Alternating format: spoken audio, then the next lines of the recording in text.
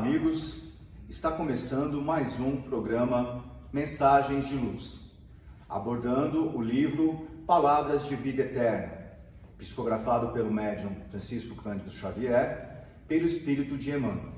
Eu sou Luiz Otávio, colaborador da Fraternidade Espírita Obreiros do Bem. Tenho o prazer e a honra de receber hoje o Leonardo, pela primeira vez aqui no nosso canal. Tudo bem, Leonardo? Tudo bem, Luiz? Olá, amigos. É a primeira vez no canal, mas no centro não. Já vi algumas vezes aqui, fiz algumas palestras e o Centro Obreiros é muito bom. A equipe aqui é excelente. Que ótimo. Então, Leonardo, como eu explico nas demais semanas, este livro, cada capítulo dele, trata de um tema referente ao Evangelho. Exato. Este capítulo 15 é intitulado No Roteiro da Fé. Exato. Você poderia ler para a gente qual que é a mensagem de Jesus? Sim. Que a gente vai abordar? O Emmanuel ele tem esse costume, né? Ele pega nessa série de Palavras de Vida Eterna e Vinha de Luz, Fonte Viva, Caminho, Verdade e Vida, Pão Nosso, uma série desses livros. Ele pega um versículo da Bíblia e faz a interpretação desse versículo. Não necessariamente o conteúdo inteiro do capítulo vai coincidir com a explicação. Ele explicando melhor, ele só pega o versículo e faz a interpretação, né? Não do capítulo inteiro da Bíblia. É isso que é importante ressaltar, que às vezes as pessoas leem o capítulo e puxa, mas ele fugiu. Não, porque ele interpreta esse versículo. E no caso aqui, o capítulo 15 do Palavras de Vida Eterna, o versículo é de Lucas, capítulo 9, versículo 23. Diz assim Jesus: se alguém quer vir após mim, negue a si mesmo, tome cada dia a sua cruz e siga-me. Muito bem. O primeiro item que eu gostaria de ressaltar aí da explanação do Emmanuel é sobre a impossibilidade dos intermediários humanos do Evangelho de substituir Cristo. É porque ele diz que depois de Cristo vem os intermediários, o pastor da igreja, o próprio médium. Exato. Explanando a interpretação do Evangelho, mas claro que eles nunca vão chegar ao nível do Cristo. Cristo, como toda organização que existe, que nós conhecemos pelo menos, Cristo ele se utiliza, aliás, Deus primeiro, se utiliza dos homens para fazer a sua vontade. E Cristo também, dentro de uma organização, ele conta com colaboradores dele. Isso é natural. Já foram enviados diversos emissários, como Sócrates, sobretudo Sócrates que está no Evangelho, né? Mas ele enviou Buda, ele enviou Zoroastro, Moisés, ele enviou, enfim, diversos mensageiros e outros anônimos, né, que não desconhecemos, mas todos são enviados de Cristo. Nunca veio, o Livro dos Espíritos é muito claro quando pergunta Kardec aos Espíritos qual é o melhor modelo, né? Dentre todas essas pessoas que foram enviadas, ensinaram verdades, qual é o verdadeiro modelo? O verdadeiro modelo, como os Espíritos responderam, é Jesus. Vede Jesus, modelo e guia da humanidade. Ele sim é infalível.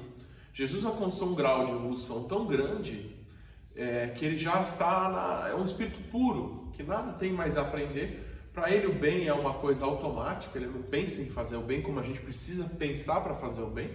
Para ele é algo natural já, praticar o mal para ele é impossível, vamos dizer assim, porque é tão automatizada a prática do bem que ele, além disso, ele tem um grau de conhecimento para nós ilimitado quase, né? O Cristo ele formou esse planeta, não esse só, mas outros também. Nós temos informações da espiritualidade que Cristo governa mais de um planeta. Um espírito dessa envergadura, com certeza nós devemos seguir Jesus, né? Não obstante, esses mensageiros todos que vieram trazerem parte de verdade, trazerem parte de exemplo, mas o modelo e guia ainda da humanidade será Jesus. Sim. Eu gostaria que você verificasse aí pra gente, Leonardo, o que eu achei interessante é que Emmanuel, ele traça perfis de estudiosos do Evangelho, de outras religiões, não necessariamente espíritas, e traz qualidades desses intermediários. Sim, sim. E ressalta também as fraquezas. Exato. Porque, completando essa informação, talvez fique algo muito polêmico ou não, mas o próprio Jesus, a questão dele ser o formador deste planeta e governar outros planetas, né? O próprio Jesus, quando partiu da Terra, ele falou: vou preparar-nos um lugar. Ou seja, nós entendemos que a partir daí Jesus quis se referir a um outro planeta, um planeta mais evoluído para receber. E esses espíritos que você se refere de outras religiões, outro dia nós refletimos sobre a passagem: haverá falsos profetas. O que seriam esses falsos profetas? Nós entendemos que uma faceta dessa passagem de Jesus, o profeta é aquele que fala uma coisa e faz outra, né? Então, dentro do catolicismo, dentro do cristianismo, dentro do islamismo, dentro do budismo, dentro do espiritismo, há pessoas que falam e fazem aquilo que falam, ainda que não integralmente, porque nós estamos em evolução, galgando espaços, galgando a amplitude da consciência, virtudes, construindo o ser de luz em nós. É natural que nós erremos, natural. Mas em todos os credos religiosos existe o bem. Tanto que a mensagem maior de Jesus, do Evangelho, né, como um todo, amar a Deus sobre todas as coisas e ao próximo com a ti mesmo, não está presente somente no Evangelho de Jesus. Isso está previsto, por exemplo, nos ensinamentos de Confúcio, que não era sequer religioso. Confúcio, há 30 mil bons anos atrás, eu acredito que nos primórdios da civilização chinesa, ele já preconizava essa máxima, que é uma máxima universal, é a verdade. E a religião, ela não é um fim em si mesmo, né? Então, o padre, o católico, né, o protestante, ele fazendo o que está ensinando, ele já é um verdadeiro profeta, ainda que a verdade não esteja contida na sua integralidade no ensinamento. Mas todos somos portadores de virtudes e defeitos. Se nós podemos utilizar Jesus como modelo e guia, os espíritas, por exemplo, se baseiam muito em Chico Xavier.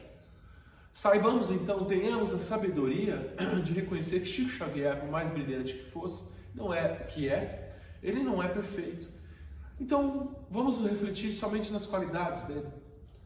Já é muito bom. Todos temos algo a aprender com o outro, desde que foquemos no que é bom do outro.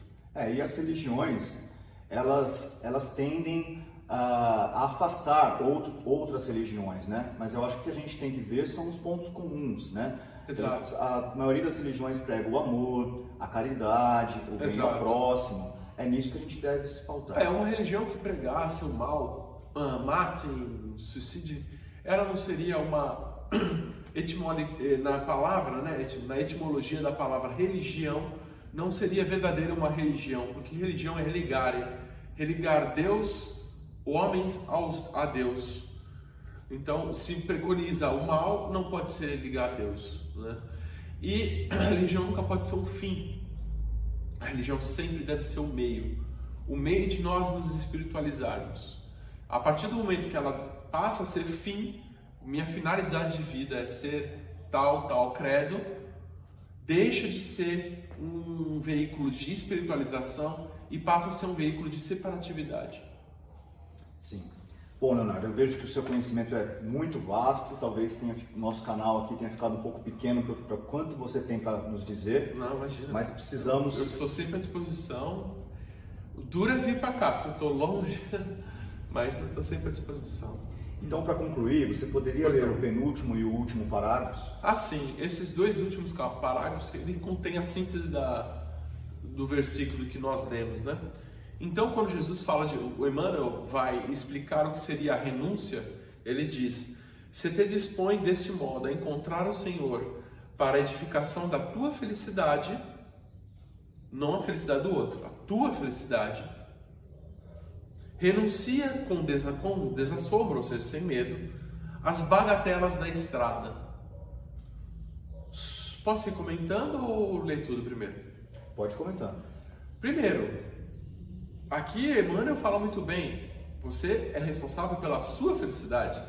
Não adianta que nós queremos, você tem que ser espírita, você tem que fazer tal coisa, porque a felicidade da pessoa ela vai encontrar por meios próprios. Nós temos que nos preocupar com a nossa felicidade. E só nós somos capazes de trazer a nossa felicidade. Nós somos os senhores de nosso destino. E renunciar às bagatelas não significa que nós devemos renunciar a coisas materiais somente, que não nos fazem falta. Bagatelas seriam as pequenas injúrias, as pequenas ofensas, as pequenas coisas da vida, comparativamente à imortalidade que nós temos ainda a viver. Aí seria um bom parâmetro do que é bagatela. Somos imortais, ou seja, nunca deixaremos de existir. Daqui a 50 bilhões de anos, seremos um espírito. O que são alguns segundos de problemas, de besteiras, são bagatelas. Então renuncia a elas, porque elas perturbam o seu caminho da felicidade. Elas que perturbam o seu caminho de seguir Jesus. Suporta corajosamente as consequências de seus atos de ontem, encarnações passadas, e de hoje, a maior parte dos problemas. Nós aqui estamos resgatando pequenos erros do passado e muitos dos erros atuais que nós cometemos. Então, vamos ter a coragem de admitir e não acusar o outro que erramos. Não, eu errei, eu preciso consertar o que eu errei. Isso é uma característica do amadurecimento. A pessoa que é responsável, ela assume as próprias atitudes e corrige as próprias atitudes. Como dizia um amigo meu, um amigo nosso, Samuel Garita, erro não se justifica, se corrige. Vamos corrigir os nossos erros com coragem. E procura Jesus por divino modelo, que é tudo que nós já falamos. E aí termina Emmanuel dizendo: não esqueça, não ouvides, que há muita diferença entre seguir ao Cristo e seguir aos cristãos. Graças a Deus. Muito bem, Leonardo. Obrigado por ter comparecido. Muito obrigado pelas sábias palavras. Obrigado, graças a Deus. Este foi mais um Mensagens de Luz. Aguardamos vocês para a próxima semana, na qual trataremos do próximo capítulo do livro Palavras de Vida Eterna. Até breve. Até.